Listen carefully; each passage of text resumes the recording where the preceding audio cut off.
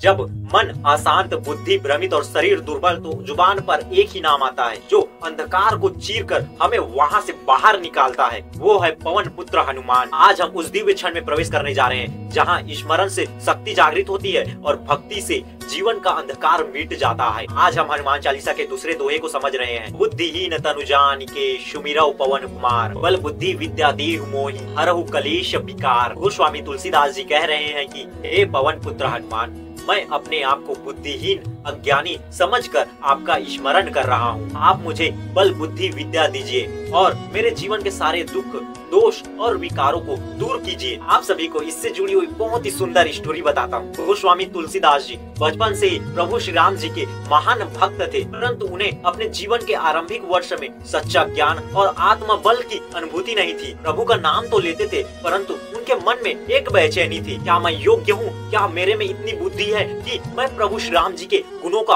वर्णन कर सकूं? यही सोचकर गोस्वामी तुलसीदास जी प्रभु श्री राम जी का ध्यान कर रहे थे। मन में यही संशय था कि मैं तो एक साधारण मनुष्य हूँ, बुद्धिहीन तनु, अल्प बुद्धि शरीर वाला, मैं प्रभु श्री राम जी की लीला कैसे लिख पाऊंगा? उसी समय उन्हें अपने भीतर एक प्रेरणा मिली। उन्होंने विनम्र भाव से हनुमान जी का स्मरण किया और बोले, बुद्धिहीन तनु जानिके सुमिरौ पवन कुमार, बल बुद्धि विद्या देहु मोहि हरहु कलेश विकार। उन्होंने यह पंक्ति हनुमान चालीसा की शुरुआत में लिखी क्योंकि वह जानते थे कि अगर हनुमान जी की कृपा होगी तो उन्हें बल यानी कि शक्ति, बुद्धि यानी कि विवेक और विद्या यानी कि ज्ञान मिलेगा। जैसे ही उन्होंने यह लिखा और हनुमान जी का ध्यान किया तो उनके सामने एक प्रकाश प्रकट हुआ। वह और कोई नहीं, स्वयं हनुमान जी थे और बोले, तुलसीदास, तुमने अपने आप को अयोग्य मानकर मुझे पुकारा और यही तेरा सबसे बड़ा योग है। अब जा, तू प्रभु श्री राम जी की कथा लिख, मैं तेरे साथ हूँ। और उसी दिन तुलसीदास जी के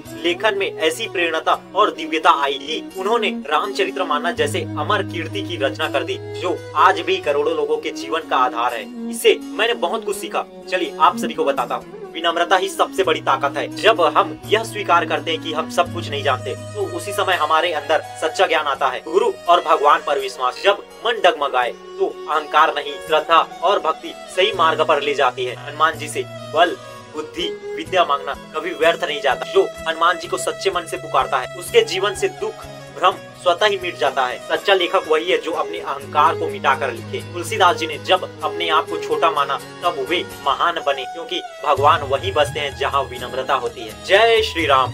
आपका दिन मंगलमय हो।